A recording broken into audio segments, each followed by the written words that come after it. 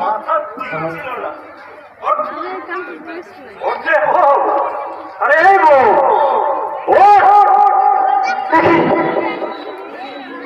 কি করলি তুই আমার উপর রাগ করে তুই সত্যি সত্যি হাল ধরিয়ে দিলি রে বউ। আমি থাকবো রে বউ। কেন এমন করলি রে বউ? আমি তো রাগ করে তোকে শুধু বকেছিলাম রে বউ। কেন এমন করলি রে বউ? না আমি তোকে যারা বলতে পারবো না রে বউ।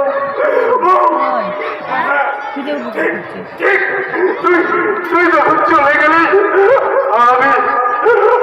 আমি অনেক করে থাকবো না রে বউ। আমিও চলে যাবো, অনেক দূরে চলে যাবো। সেখানে আমি ভিক্ষে ঘুরে করে খাবো। আমি চলে যাচ্ছি রে বউ। আমি চলে যাচ্ছি রে বউ।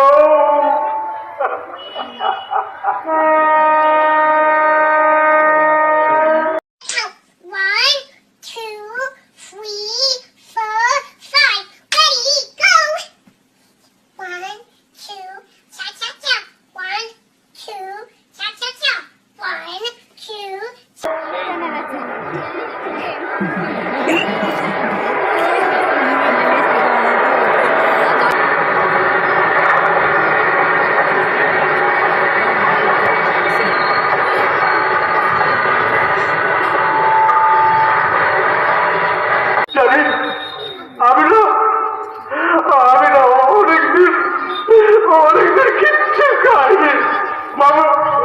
আমাকে পায়ে করি আমাদের দেখতে দেখো।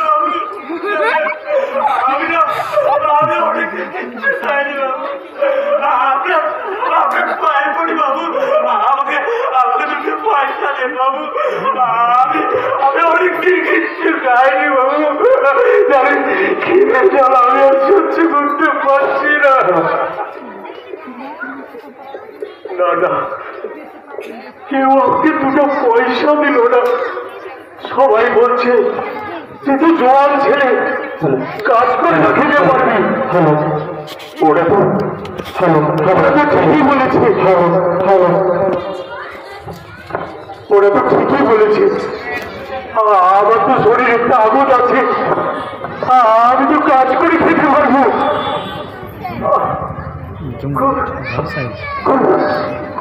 গলাটা শুকিয়ে গেল। একটা ফল দেখা যাচ্ছে।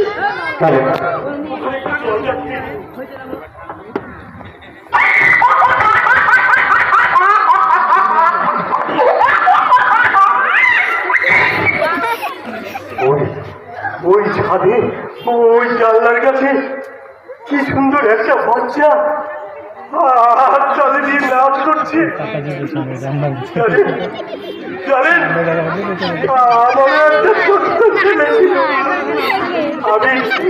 আমি কাজ থেকে বাড়ি ফিরলে লাফিয়ে আমার কোলে উঠছ। কি সুন্দর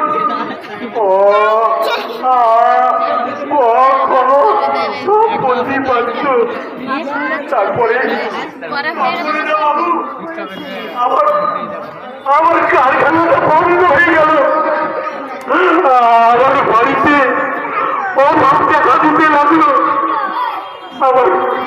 আমার ছোট্ট ছেলেটা বাবু যে আমাকে দেখে লাফিয়ে আমার করে উঠত, সে দিন দিন নিঃশেষ হয়ে যেতে লাগলো। যেন এই চোখ দিয়ে বলতো বাপরে আমার বড় খিদে পেয়েছে, আমার দুটো খেতে দেওয়া, আমার দুটো খেতে দে। আমি বাপরে ওর মুখে একটু ভাত তুলে দিতে পারতাম না। তারপরে একদিন আমার ছেলেটা ভীষণ অসুখে বলল, আমি বাপরে ওর জন্য একটু ওষুধ এনে দিতে পারলাম না। তারপরে আমার ছেলেটা